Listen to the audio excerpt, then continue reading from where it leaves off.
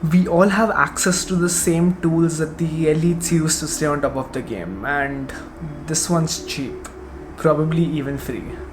It's time we elevate our game. Hi guys, welcome back to Coffee Shop, and today I have sort of a game changer for y'all. Mediocre performance is something we are all too familiar with. Not being able to go past that 10k run barrier, not being able to lift as heavy as you want, or not being able to ride faster.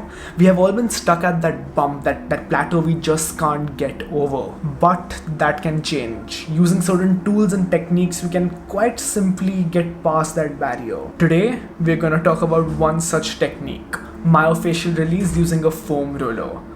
But to understand why this works so well to improve performance, we first have to understand what is performance. So to improve your performance, we have to balance two things: exercise and recovery. Now, exercise includes everything that has you exercising. So for running, it's going to be your long runs, your fast runs, your short runs, hilly runs, strength training, and so on.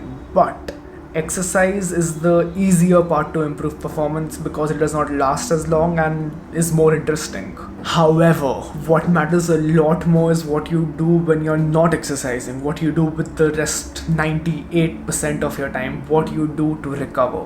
Now, the obvious things you need to get in check before anything else is your sleep and your food. Don't get that in check and I'm sorry, but nothing can save you. But after those, foam rolling gives you the edge not only to perform better, but to improve your flexibility, to improve your warm-up, to improve your posture, and to reduce soreness. All in a package probably cheaper than your shoes. Now, foam rollers come in various different shapes and sizes, but widely there are three types. This is the basic foam roller, fairly large, may or may not have grooves, and is typically very hard. This is the mini version of the same. Basically same as a large roller but in a small size, used to roll the smaller yet essential parts of your body. And finally, the ball. This is basically a really hard ball with no give and is used to roll very specific spots of your body. Now, as a beginner, there are a few things you need to keep in mind before starting off. Foam rolling is painful, but at all times this is very bearable pain. So while rolling any part of your body at any point, on a scale of 1 to 10, your pain level should never exceed a 7 or an 8. I repeat, on a scale of 1 to 10, the pain level should never exceed a 7 or an 8. This is the holy grail of all rules for a beginner. Second, don't roll over your joints. So if you're rolling your legs, don't roll above, below, or on the sides of your knees. Similarly for your elbows, your shoulders, and the rest of your body. Third, if you have consistent or chronic pain, always consult a doctor or physio before rolling that area. Foam rolling is a great way to avoid and in many cases even treat injury, but not unless your doctor or your physio says so. Always consult them before rolling such an area. Now that all the details are done with, how does one actually foam roll? So I have a series literally about this on my Instagram, how to foam roll specific parts of your body. So if you're interested in any specific part, go check that out. But here's a small tutorial. When it comes to the legs, it's fairly simple. Largely, you'll roll in the same direction, that's forward and back. So keep the roll under your calf and roll forward and back, from a little above your ankles to just under your knees, no joints. Now remember, while doing this, on a scale of 1 to 10, the pain never exceeds a 7 or an 8. To reduce the pain, flex your calves while pointing your toes upwards. Do this on each leg for around 15 to 20 seconds and do it slowly. When it comes to rolling, slower is better. Similarly, hamstrings. Keep the roller under your hamstrings and roll from your knees to right under your butt.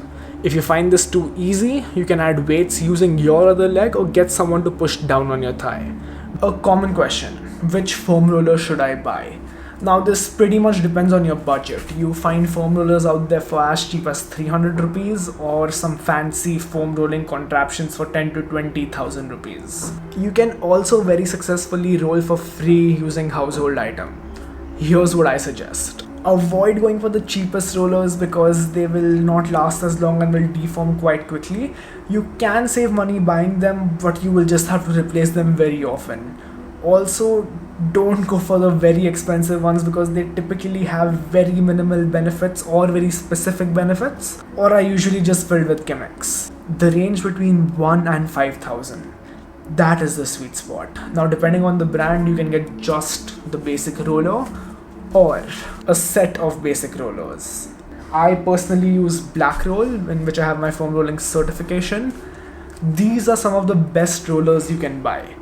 Along with this, I have extensively used Trigger Point, which are just as great. I got myself the black box, which have these 4 rollers around 2 years ago for less than 5,000. Still show absolutely no deformity, and I'm pretty sure they will last for quite a few more years. There are other brands which are quite cheaper and well within the 1 to 5,000 range. Just a quick search on Amazon shows a lot of results. Amazon Basics have pretty decent rollers and Pumelo have pretty great reviews. I would however suggest buying it physically from a shop or online with warranty and good reviews, because there are just so many brands selling foam rollers now. You have to have some sort of safety. But what if you're on a budget and you want to roll for free? You actually can do that. A foam roller basically is either a hard cylinder or a hard ball. A lot of items in your house mimic this.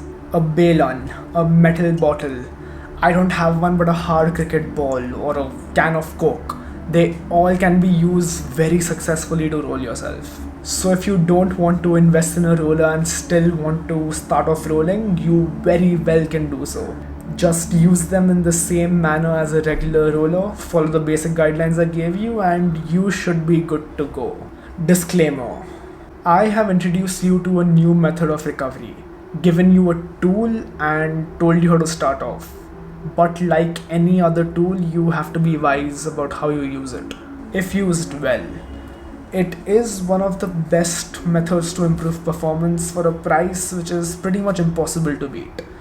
But on the flip side, if not used well, it can also cause harm which can get very hard to fix. And for that reason, while I do suggest everyone to pick up a roller and give it a try, you also have to be cautious enough to know when to take help of a doctor or a trainer if you need it. Just like any other tool, you need to first learn how to use it before it can be beneficial for you. Combine this with cryotherapy and you pretty much have a very solid recovery program. But as I said earlier, if you don't get your sleep and diet in check, none of this is going to help you at all. First get that in check and then put the cherry on top of the cake. And that's about it for this video. If you still have any questions about foam rolling, put them down in the comments. Subscribe if you've learned something interesting today, and I'll see you around.